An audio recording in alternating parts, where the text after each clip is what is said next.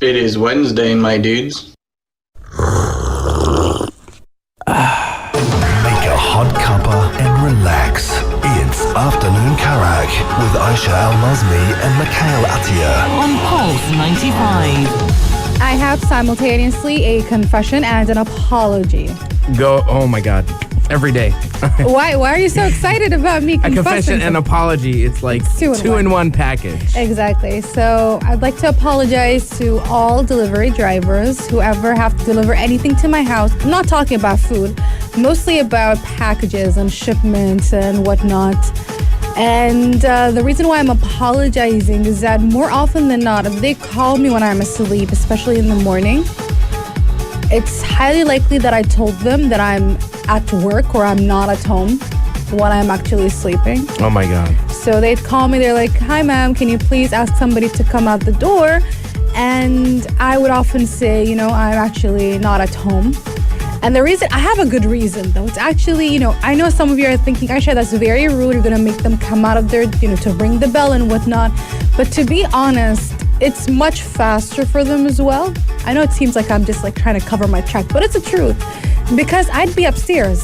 So by the time, if I'm half asleep in my pajamas, by the time I get downstairs, whether to pick up my own stuff or come downstairs to ask somebody to go out and get my stuff, whether it's my lovely housekeepers or my parents or anybody at home, be like, "Hi, can somebody get my package outside?" Or again, even myself going downstairs, it would take much longer than actually them ringing the bell and then having somebody come outside, to be honest. I see your point.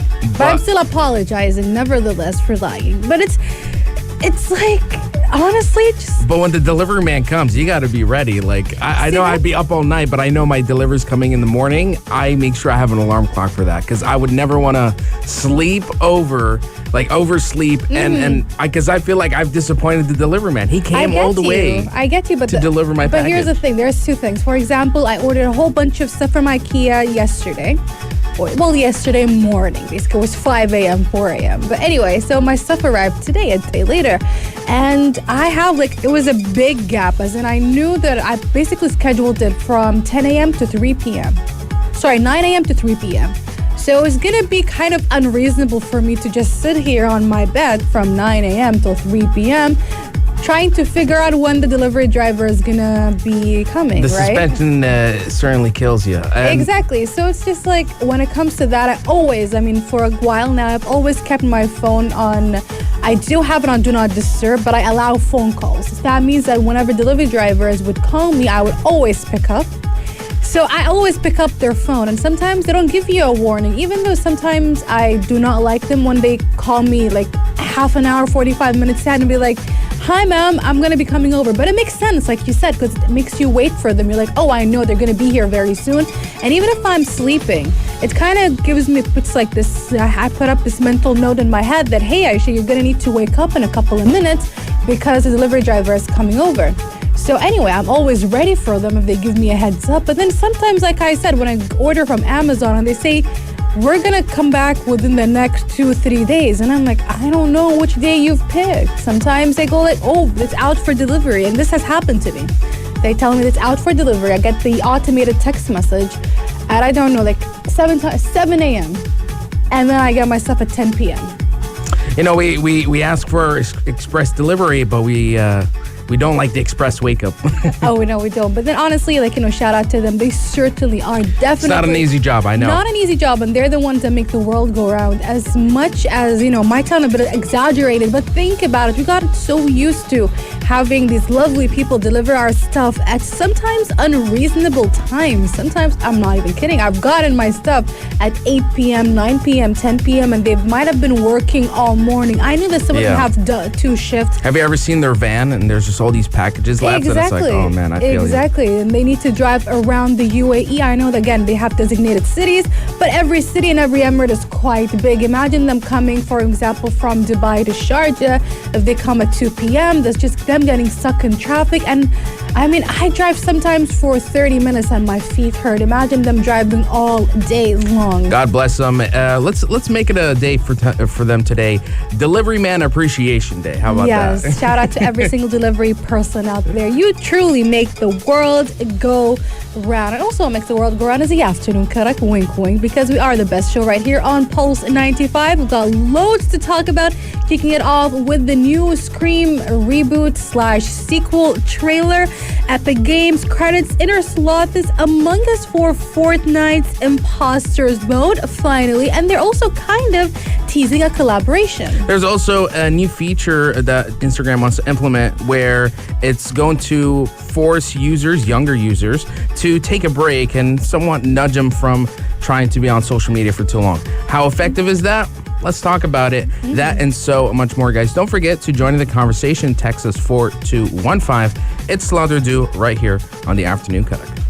Pulse 95. The Scream franchise is back, and there is the whole question of it, whether it's basically a reboot of the franchise or is it a sequel, because technically speaking, according to people, it's technically Scream 5. Yeah, looking at the trailer, they do have the original cast from the first film. There's this really epic line that I really like where, they show Ghostface. He's mutilating a new victim. And then you got the original cast. One of them is Sydney. And on the phone, they're saying, do you have a gun? Because it seems like Ghostface is back. And she's like, of course I have a gun. I'm Sydney Briscoe. Exactly. It's also kind of meta, it's kind of parody-ish, which is very cool, honestly, and a lovely and campy take at, this well-known franchise, and especially at the horror genre. And like you said, there are several characters that are basically coming back from previous iterations of the movies, which is why people are very confused.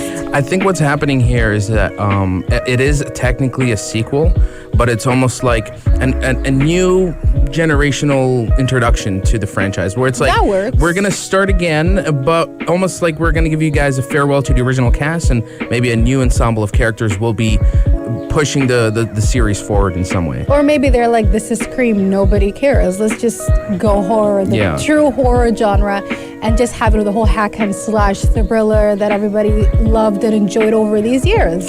But one thing I did find, just a little concerning is why is the movie coming out in January? It should come out now, October, spooky month. We got the rebooted film franchise Halloween. Yeah. And there's now Halloween Kills, I think. And also Chucky, I believe, started last night. Yeah, the Chucky series, yeah. This is the perfect month for it. It's just January is so... Pandemic? Think about the pandemic, and also think about the amount of movies, the big blockbuster movies that have been all pushed to 2022. Yeah. Do they want to be caught in the crossfire I know Venom just came out, and Venom is coming out to the UAE this weekend, well, tonight actually. And do you want to be basically caught in the crossfires of some maybe Morbius, or maybe, I don't know, Death on the Nile has been keep getting pushed back. My God. Do you want to be caught in between, I don't know, Doctor Strange in the multiverse of madness? They would rather not. I mean, there is a reason why James Bond, which is a well-known series, a well-known franchise, got pushed all the way a year and a half later, or even more than a year and a half later. It's number one in the box office now. Exactly. Ironic, because I was telling you yesterday that I feel like even if it had come out earlier this year, it would have still performed very well regardless of, when it was slated, simply because a lot of cinemas are open across the world. They still would have done pretty well. And the fact that they got an easy, $200-300 million across the US box office and internationally so easily within 1 week just shows that, again, some franchises can survive despite the pandemic. Same goes for the MCU, but perhaps something like Scream, people are a little bit more weary about it. It's been over 10 years since the last one, 2011. Exactly. And I think that because of the abundance of horror movies in the past couple of 5-6 years, even though just like action movies, people will always go for these movies. They will always, if they see something out there in the cinema that is either horror or action, there's a good chance they're going to go and watch it. It's just like a common thing. It's called everybody's favorite, an all-time favorite for everybody. It's highly likely that people will go on and watch it regardless of when it airs or when it's released.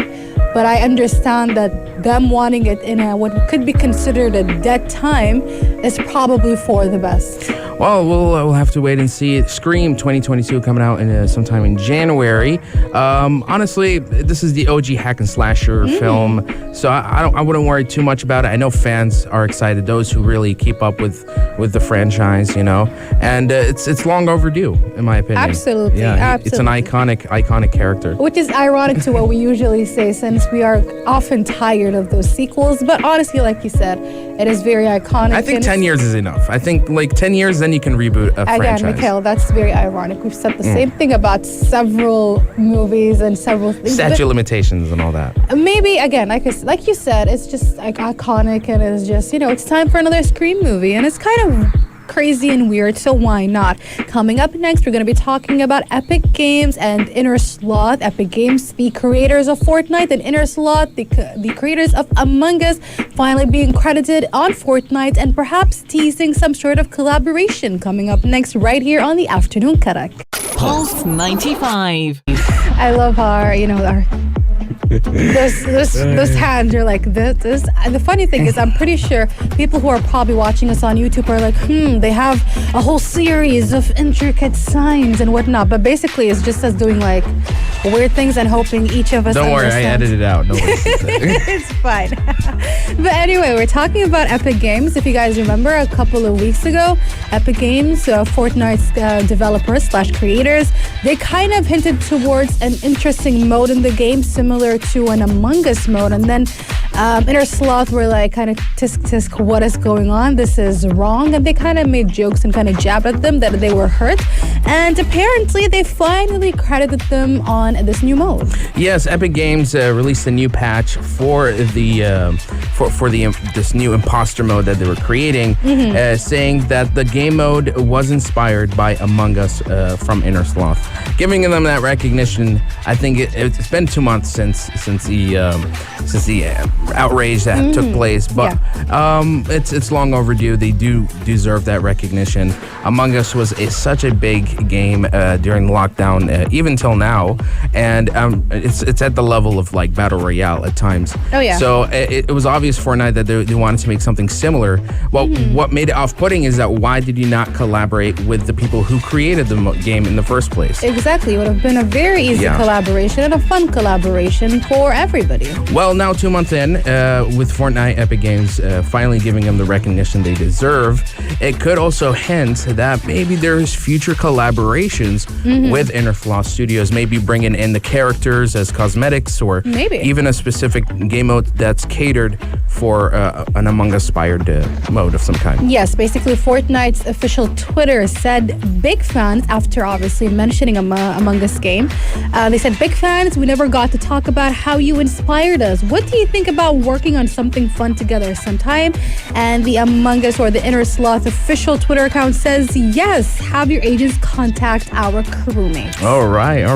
I know Fortnite fans would love it, even Among Us, so definitely can't wait for any kind of collaboration. I always love going on YouTube and watching all these type of gameplays that people make on these modes. So definitely bring in Among Us to Fortnite. It's one of the only times I'll say that's the kind of collaboration that should be made. So well, there you go. Heard it from Mikhail himself. Mikhail approved. Coming up next, we're going to be talking about a rumor that since Daniel Craig is finally, I wouldn't say that he was freed from the shackles of James Bond. He probably enjoyed it at some point.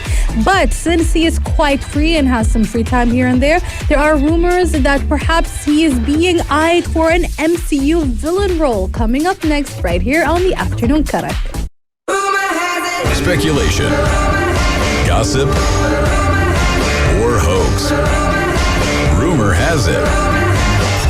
I'm going to say great news for Mikhail because he is a fan of Daniel Craig, I believe. Maybe he's more a fan of James Bond, or maybe he's a fan of... Honestly, since the movie came out, I've been just watching interviews of Daniel Craig. And every time I see him, I just giggle, like, in excitement. I'm like, I love your this inner guy. fangirl is very happy about it. I mean, it happens. It happens very easily. It happens to the best of us, basically. But here is perhaps some good news or some hope to hold on to, because according to Giant Robot, it is a website, and they say that they've been hearing some word, they've been hearing some conversations about a potential role for Daniel Craig in the MCU or the Marvel Cinematic Universe. All right. You know, since Daniel Craig retired from MI6, I know Disney is eyeing this actor up. They're like, maybe we can put him somewhere, you know.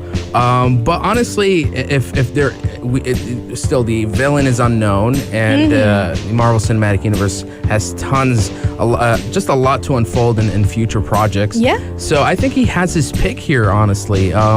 If I were to really theorize, I'd say maybe he could probably play Doctor Doom. That could work out, but do you think that age-wise, does this work? No. Exactly. But honestly, you know why the only reason is because he has blue eyes. Because Dr. Doom also has blue eyes. Really? It's just... As if they can't wear contact lenses or they cannot CGI the eyes very easily, Mikhail. I don't know. I just see him as Dr. Doom. Maybe he can pull it off. An older version, of course. No, I don't think it's going to work out as Dr. Doom. I can't really think of somebody else, to be honest, because again... A blonde villain. Again, I'm pretty sure they can dye his hair or give him a wig or something, or weave. It's not going to be an issue. Again, but just like you said, it has to do with the fact that we don't know a lot of the future basically plans for the MCU. We know them to an extent. We know what's going to be happening within the next 2-3 years, but when it comes to the stories, there are some stuff that are still kind of vague, so we don't really know. And also beyond that, maybe they're eyeing him for something after that, so who knows? Especially, we forget, but he's also committed to another franchise. Knives Out. And that is also another thing that we need to keep in our minds, because Netflix did sign up a couple of deals that they're going to be hosting the next couple iterations of the Knives Out franchise. And even though we know there's going to be a Knives Out 2 and a Knives Out 3, is there going to be a Knives Out series, a Knives Out 4, 5, 6, 7? We don't know, especially since he is the main character. He is the inspector or detective. So it's not like he can be, rotated around just like the rest of the cast. So there's something to think about. So perhaps, even though Giant Robot says that this is exclusive, it might not be that exclusive. We just need to, as usual, wait and see. We're going to be taking a short break, and after that, we're going to be talking about Instagram introducing a whole new feature, basically asking people or teens to take a break and nudge them away from harmful content. And also, a true gesture of love. A Bosnian man does something that basically raises the bar so high for people all around the world. Fiancés and husbands are now just honestly, sweating. They cannot match this Bosnian guy. Let's talk about this coming up next right here on the Afternoon Karak. This is Pulse 95. 2 days ago, we were talking about how Twitter is basically testing out this prompt that every time it automatically feels that perhaps you might be getting into a heated argument, they might just send you a prompt that tells you to calm down and maybe rethink it, what I would call the Haddi Asabik mode. So now apparently Instagram is going to be introducing something, I want to say similar, but it's an attempt to fight back against the stereotype that Instagram or social media platforms kind of take away our time and make us lose a lot of time and whatnot. And basically they're going to introduce a take a break feature and nudge teens away from harmful content. Now, Facebook Vice President of Global Affairs Nick Clegg said that we're going to introduce something which I think will make a considerable difference, and which is where our systems see that teenagers are looking at the same content over and over, and it may be content that could be not really good to their well-being, and so we want to nudge them to look at other content. This makes no sense. I think what's happening here is that this is some sort of parental control feature for those helicopter parents who just worry about the type of stuff that their kids look at social media. But it does not make sense. What doesn't make sense that they're gonna nudge them to look at other content? I don't know how it's gonna work. Very vague, especially since if I'm because okay, one, here's the thing. This similar to what was happening or what we're talking about when it comes to Twitter is that this is going to be probably AI based or some sort of algorithm. So it's not going to be as accurate or I cannot tell those social cues. I mean, we'll not understand it. I'm sorry to our robot overlords in the future. I just mean right now, maybe you cannot do it, but maybe in the future you can. But for now, let's just say that the AI is not capable of basically seeing those different, like I said, social cues, understanding that this is harmful, this is not harmful. And just like, for example, on TikTok, because TikTok apparently, I'm not sure how accurate it is, but they kind of flag certain words and certain things. So people started finding or bypassing those by using other keywords. For example, instead of saying like suicide, they say unalive, for example. Or they basically use the various symbols. So instead of saying some kind of, like, say, rude word, they would just use the different symbols to spell out the word instead of using the actual letters. So there are ways to bypass that, for example. And again, so it goes back to those two issues. And also, let's be honest, if you get tired of Instagram, which happens very easily now, especially with the new algorithm, I just open TikTok. You're right. I just open Twitter. I just go on Reddit. It has a reverse effect, especially if an algorithm tells you, oh, you're watching something that's harmful, especially for a teenage kid, telling them not to do something only makes them want to do it even more. It's an oxymoron kind of thing. Exactly. But at the same time, maybe there is some good intention behind it. It's some level of parental control for someone out there who needs it for their kids. So it's necessary, but how necessary, that's really up to you and how you use it. So I think it is a way. It was an idea. I think it's an idea that should have stayed on, within that meeting that they had and shouldn't have gone ahead. Should have stayed on the drawing board. Should have stayed on the drawing board because, yes, we always talk and advocate for various social media platforms and streaming services. We always say, well, not streaming services, but video streaming services such as YouTube and Twitch to basically be aware and basically put some sort of controls and guidelines to make sure that people are not overindulging, even though, honestly, in my opinion, it's less the social media platform's fault and more the people's fault, because if I keep going back to social media platforms, that's my problem and not the social media platform's problem. But I do, when it comes to bullying and fighting, or at least making that a platform that is capable of allowing that or enhancing that, this is where I believe those platforms should jump in. But at the same time, there are, like I said, some things that should not have gone ahead and basically gone beyond that meeting, because this makes absolutely no sense. It's an attempt, but that doesn't mean it was an attempt that should have been made in the first place. Well, me and Aisha, we're quite seasoned with social media platforms, but to concerned parents, you join in the conversation. Text us 4215. It's Slaughter Do. Would you like a take a break feature for your kids' social media platforms? Do you feel like that's something that will be very beneficial or not? Do let us know. I'll tell you something. This is just a quick shout out to my lovely friend Nasreen, all the way in Saudi Arabia. She listens to our show every once in a while, so I hope she gets to listen to this. She actually told me yesterday, we were texting, catching up, and she said she has a lovely son, love him very much. His name is Walid. And he's 4 years old, and she's like, I had to put him into MMA classes because he's just on the phone, on the iPad the entire time. So there you go, guys. Maybe take away those phones, and actually no, don't take away that phone. That's not going to help that much, but or maybe just find a way to divert their attention, channel their energy to something. Exactly, to something else. And honestly, as previous teens, I know everybody was a teen at some point, but as somebody who was a teen not too long ago, I have to say that is the main issue with teenagers, is that sometimes they just need something to spark their interest, to basically, like you said, channel the energies and engage them. So it just happens to be social media right now. So maybe you guys can find something, just like how Nasreen found MMA for little Walid. Coming up next is a Bosnian man who basically put up the bar really, really, really high for all couples out there, because he did a beautiful gesture for his wife, she basically wanted a beautiful view, and he said, I'm gonna do that. Coming up next, right here on the Afternoon Karak. Not in the news? Not in the news. Weirdness that happened Today. True story. A 72-year-old man basically has a wife, and she said, I want a beautiful view from our house. And he said, my love, I'm gonna make that happen. And how does he make that happen? No, he does not go out and buy a house with a lovely view. Their house is perfectly fine. But instead, what he does is that he basically engineers a way for their house to rotate.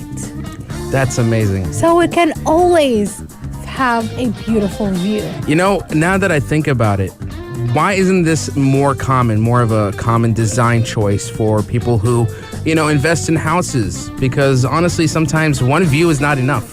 You probably step out of the garden, it's like, man, I wish I had that in my side of the window, Exactly. And the thing is, let's go a little bit back, because many years ago, this man, he was the one who built his house, first of all, for him, for his wife, and to raise their little kids. They grew up, of course, and they're well into, they're having a lovely life. But his wife always likes the house to face the sun, and obviously we know that the sun starts off from the east, goes all the way to the west, and he was like, you know what, I'm gonna make the house follow the sun.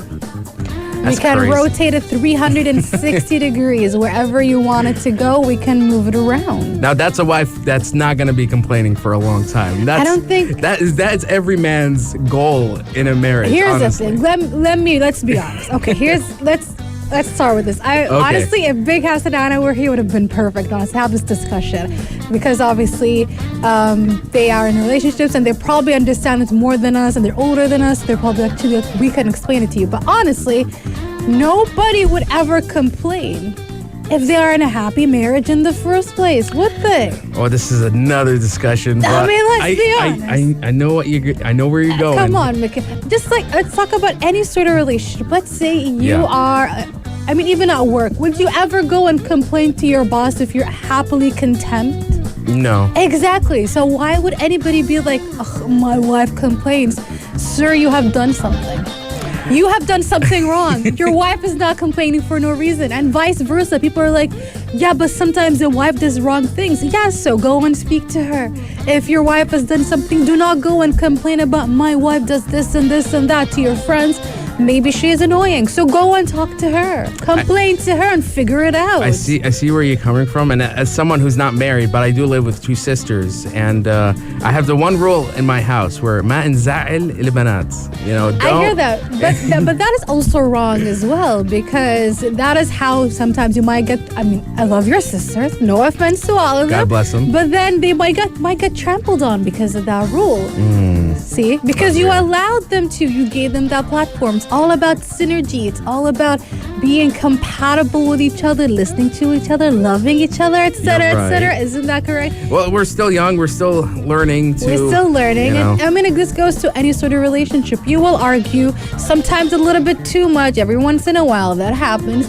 And it just goes back to understanding and loving and whatnot. So again, this man loves his wife so much that he was like, I will do that. And that's why, again, it's not that she will never complain. I don't think she ever had to ever complain in the first place if she had such a loving person in her life.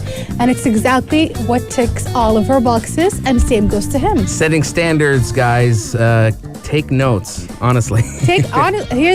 I'm going to tell you guys this one last thing before we go off. And that is, more often than not, because we end up putting people in categories. For example, like very generalized categories. Like when I tell you, Mikhail, just off the bat, what do you expect out of a friendship, or what do you expect out of a partner? You might tell me some generalized or vague things, like I expect this and this and this and that. And then that's what you expect out of them. That's correct. But then there are specific things that you might need out of a relationship, and same goes for that other person. They need specific things, which is the issue with a lot of relationships. And I would say maybe the issue with perhaps the older generation. And I'm not going to say it's only the older generation, but it also happens in our generation as well, and perhaps in future generations, where because we put or we generalize what we expect or what people expect out of these relationships, that we end up basically missing some things that we specifically need or other person needs. Like we said before, we talk about love languages and we talk about friendships, for example, in previous episodes together, and we talk about when we go like, yeah, this friend prefers gifts, so give them a gift. It doesn't make sense if, for example, I love cats and somebody goes like, I hate cats and they're terrible, and they start talking really badly about them. And I'm like, then why are you with me? Why are you talking to me? Why are you my friend, for example? It's important to communicate these things. Exactly. So again, you cannot have like a whole list of standardized, generalized ideas of what a friendship should be, what a relationship should be. You should be aware of what you want and what you need and what the other person wants and what they need, and then meet halfway. And this goes to any sort of relationship. So there you go, guys. Very special relationship advice from Aisha Almazmi, exclusive here on Afternoon Cut. We all need it, believe Text me. me 4215 for more relationship advice. I'm going to be your agony aunt if you would like. Coming up next, let's talk a little bit about The Witcher. Now, this is something, as somebody who loves receiving gifts, this is a gift I would love to get, and that is the plush of The Witcher himself, Geralt of, is it Rivera or Riviera? Rivia. Rivia, I got it wrong. Geralt of Rivia. Coming up next right here on the Afternoon Karak. If you liked this episode of Afternoon Karak, drop a like and subscribe. Pulse 95. Be sure to follow us on Instagram for all our daily updates and top stories. Pulse